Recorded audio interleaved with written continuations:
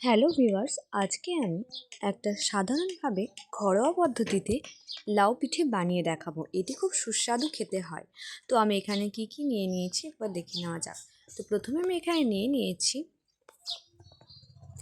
লাউটাকে আমি সেদ্ধ করে রেখেছি, আর এখানে আদা জিরে বেটে রেখেছিলাম, আর মৌরি বাটা রেখেছি, আর বাদামটাকে একটু শুকনো করে খোলায় ভেজে নিয়েছি। এরপর আমি এখানে বরবটি ওটাকে সেদ্ধ করে নিয়েছি। সেদ্ধ করে রাখার পর সবগুলোকে রেখে আমি কড়াই বসিয়ে দিয়েছি। এবার সেদ্ধ করা লাউ পিঠে করার জন্য যে লাউটা আমি সেদ্ধ করে রেখেছিলাম সেই লাউটাকে অল্প অল্প করে ছেড়ে দেব কড়াইয়ে।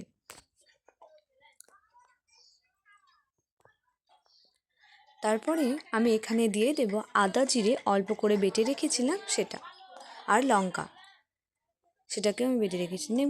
সামান্য হলুদ গুঁড়ো, লবণ গুঁড়ো দিয়ে দিয়েছি। এটাকে এবার কড়াইয়ে নাড়িয়ে চাড়িয়ে আমি ভালো মতো একটু কষিয়ে নেব।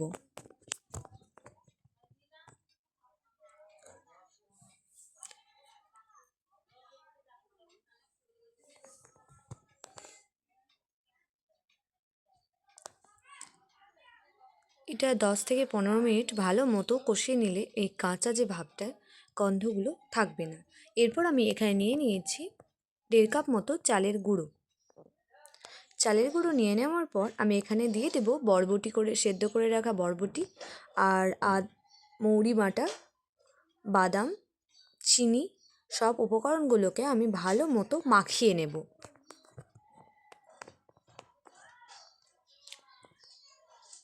এখানে আমি 1.5 কাপ মতো চিনি দিয়েছি, কারণ এটা একটু মিষ্টি হলেই খেতে ভালো লাগে।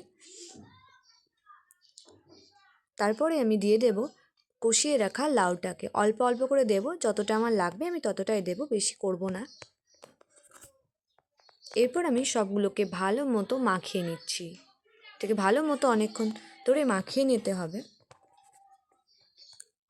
মাখিয়ে নেওয়ার পরে আমি এখানে চাটু বসিয়ে দিয়েছি গরম করতে। এরপর আমি এটা একটু তেল বুলিয়ে নেব।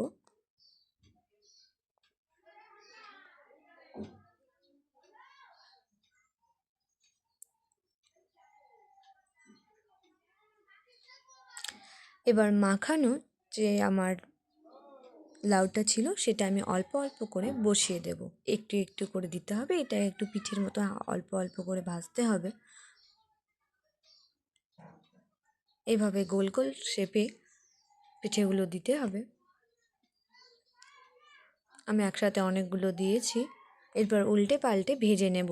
একটু সর্ষের তেল দিতে হবে যেন লেগে না যায়, সেই জন্য চারপাশে একটু ঘুরিয়ে ঘুরিয়ে সর্ষের তেল দিয়ে দিচ্ছি।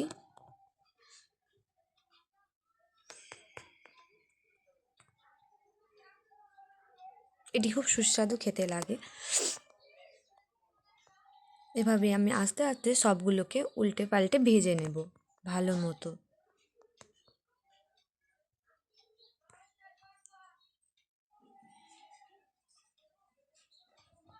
ভালো মতো এই চাটুটা গরম করে নিলে কিন্তু আমাদের পিঠেগুলো লেগে যাবে না।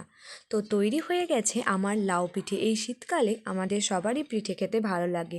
তো কেমন হয়েছে অবশ্যই কমেন্ট বক্সে এসে জানাবেন। ভালো লাগলে like, comment, share and subscribe.